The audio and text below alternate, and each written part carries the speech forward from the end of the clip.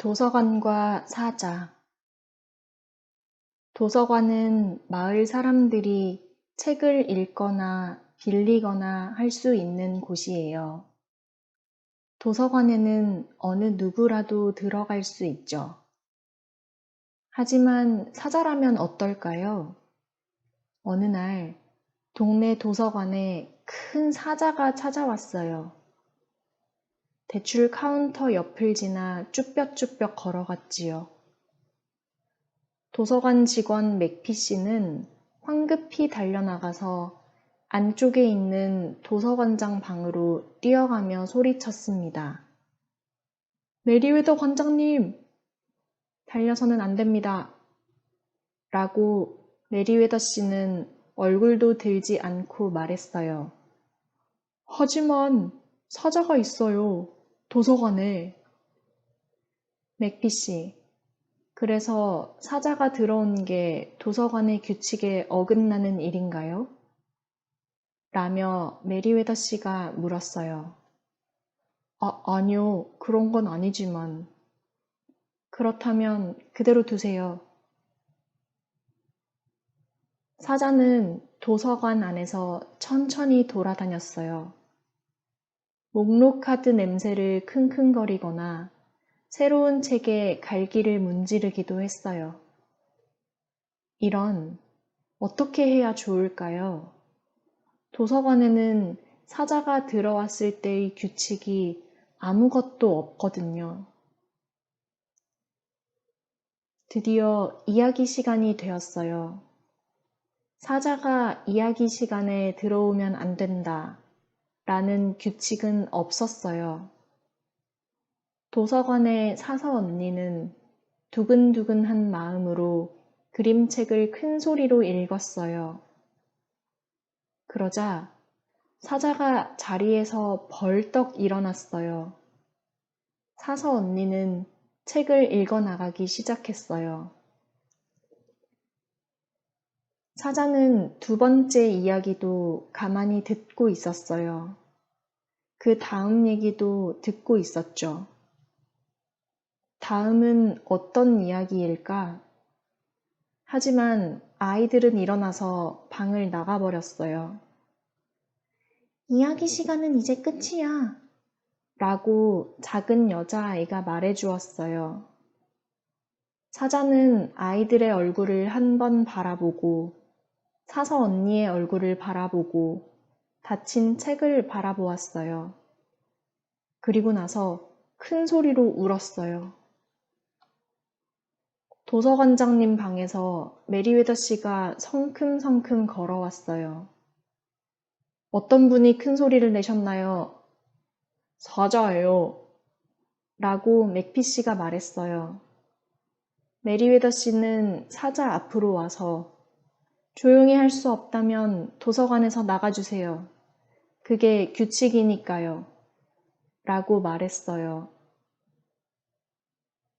사자는 슬픈 듯이 울부짖고 있었어요. 작은 여자아이가 메리웨더 씨의 옷을 잡아당기며 물었어요. 조용히 한다고 약속드리면 내일도 이야기 시간에 와도 되나요? 사자는 우는 것을 멈추고 메리웨더 씨의 얼굴을 빤히 쳐다보았어요. 메리웨더 씨는 사자를 보면서 말했어요. 네, 되고 말고요. 조용히 할 수 있는 예의 바른 사자라면 내일 이야기 시간에 와도 좋아요. 다행이다! 라고 아이들은 기뻐했어요.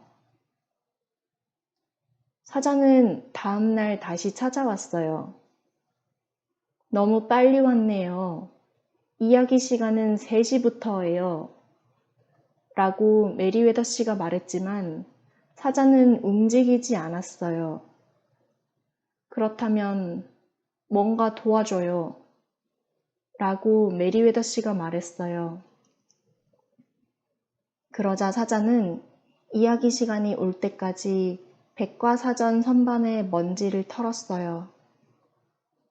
다음 날도 사자는 일찍부터 찾아왔어요. 메리웨더 씨는 책 반납 날짜가 지난 사람에게 알림 편지를 보내야 했는데 사자가 그 편지 봉투를 핥아주었어요. 이윽고 사자는 알려주지 않아도 여러 가지로 도움을 줄 수 있게 되었어요. 백과사전의 먼지를 털고 봉투를 핥았어요. 어린 아이들을 등에 태우고 높은 곳에 손이 닿도록 올려줬지요. 그리고는 이야기 시간이 될 때까지 그림책방에서 느긋하게 누워 기다렸어요. 도서관에 오는 사람들은 처음에는 사자를 조금 무서워했지만 점점 익숙해졌어요. 도서관에 사자가 있다는 건 꽤 좋은 일이거든요. 사자의 큰 다리는 걸을 때 조금도 소리를 내지 않았고, 이야기 시간에는 아이들이 느긋하게 사자에게 기대어 있을 수도 있었어요. 게다가 사자는 이제 도서관 안에서 으르렁거리는 일도 없었어요. 도움이 되는 사자네 라고 다들 말했어요. 사람들은 사자가 지나가자 부드럽게 머리를 쓰다듬으면서 도서관은 사자가 없으면 못 살지 라고 말했어요.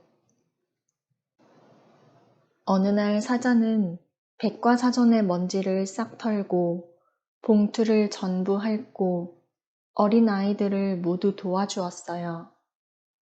그리고 나서는 아직도 할 일이 있을지도 모른다고 생각해서 메리웨더 씨의 방까지 걸어갔어요. 이야기가 시작될 때까지 아직 한참 시간이 있었으니까요. 안녕하세요, 사장님. 이라고 메리웨더 씨가 말했어요. 그리고 나서 좀 도와줄래요? 책 한 권을 대출 카운터로 옮겨주면 좋겠는데요. 잠시만요. 그 책을 내려줄게요. 말을 마친 메리웨더 씨는 사다리에 올라가서 가장 높은 선반으로 손을 뻗었어요. 하지만 닿을 듯 말 듯 책은 닿지 않았고 메리웨더 씨가 다시 발돋움을 하는 그 순간 그만 사다리 밑으로 떨어지고 말았어요. 어이쿠! 메리웨더 씨는 일어나지도 못하고 맥피 씨를 불러댔어요. 하지만 맥피 씨는 대출 카운터에 있었기 때문에 사장님, 맥피 씨를 좀 불러주시겠어요? 하고 메리웨더 씨가 말했어요. 사자는 뛰어가기 시작했어요. 뛰면 안 돼요. 하고 메리웨더 씨가 말했어요. 사자는 대출 카운터에 큰 발을 걸치고 맥피 씨를 바라봤어요. 비켜주세요. 바빠서요. 하고 맥피 씨가 말했어요. 사자가 할 수 있는 방법은 단 하나밖에 없었어요. 사자는 맥피 씨를 물끄러미 바라보다가 입을 크게 벌렸어요. 그리고 지금까지 냈던 소리 중에 가장 큰 소리로 울기 시작했어요. 맥피 씨는 깜짝 놀라서 말했어요. 조용히 하지 않으면 안 돼요.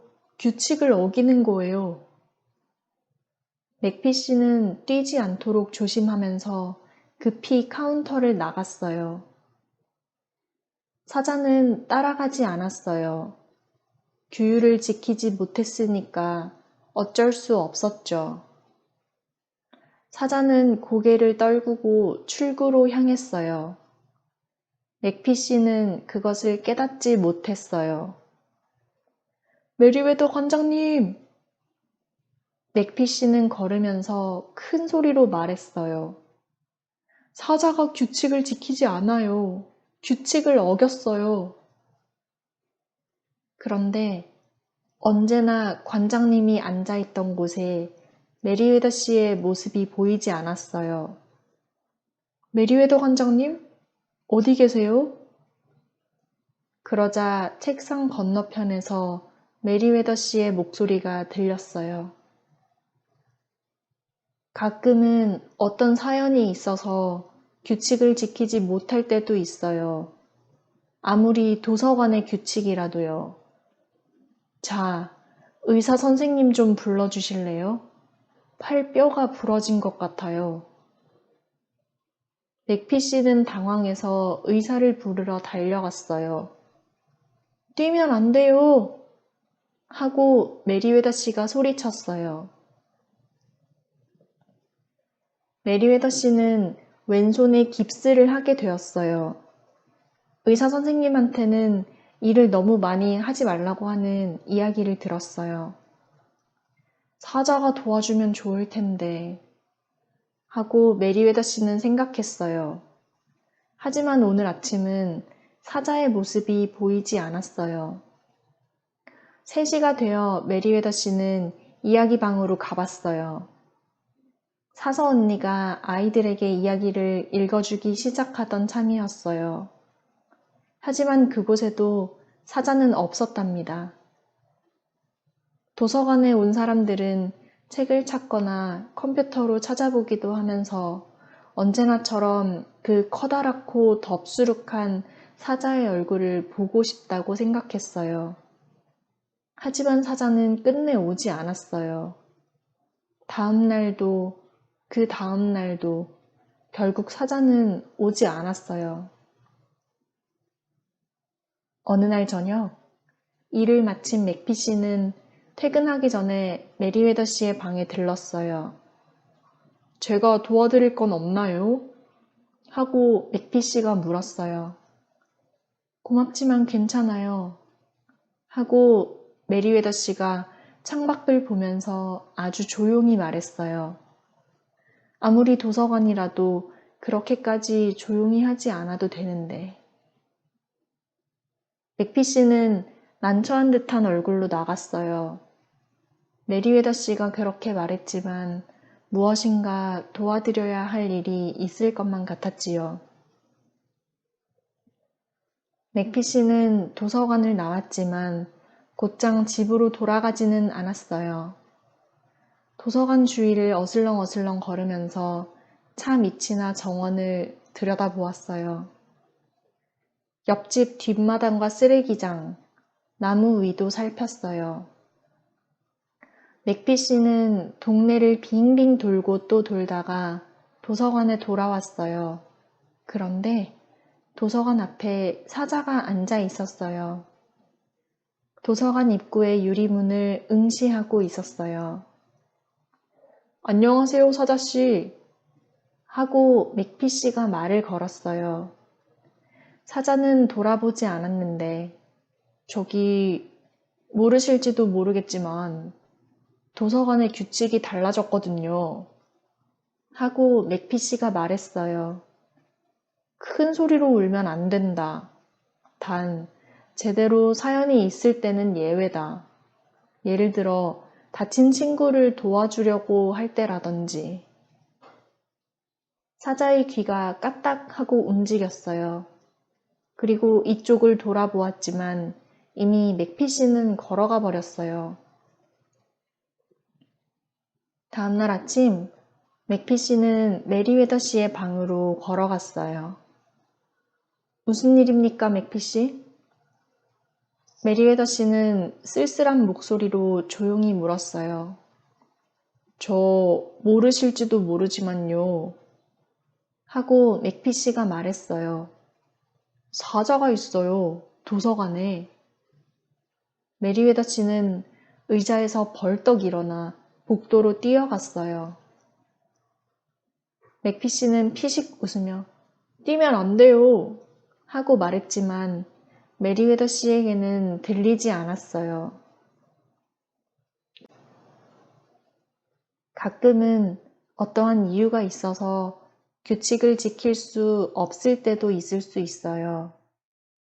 그게 아무리 도서관의 규칙이라고 할지라도요.